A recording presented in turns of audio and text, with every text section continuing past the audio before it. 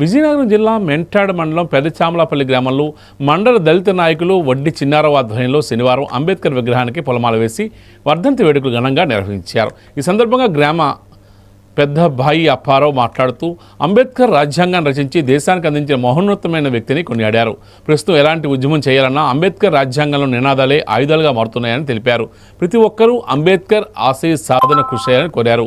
ఈ కార్యక్రమంలో SC ST village monitoring committee member Basava Suryanarayana, మాజీ సర్పంచ్ రాయి ఆదిలక్ష్మి తదితరులు పాల్గొన్నారు.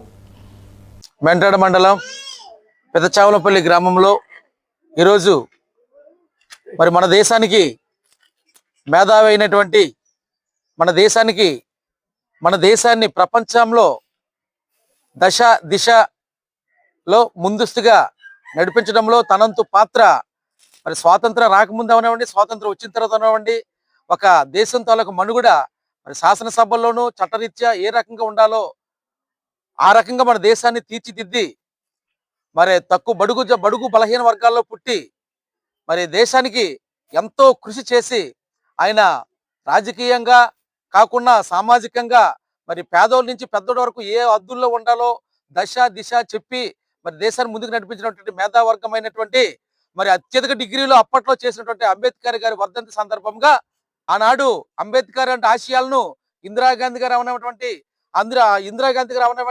అలాగే మరి స్వర్గీయ ఎన్టీ రామారావు గారు అవనివ్వండి, మరి జననేత వైఎస్ రాజశేఖర గారు అవనివ్వండి, అంబేద్కర్ గారి పట్ల, అంబేద్కర్ వారసుల పట్ల, బీసీ ఎస్సీ ఎస్టీ మైనారిటీ వాళ్ళ పట్ల వాళ్ళు చూపించిన ప్రేమ మరి వర్ణింపలేనిది.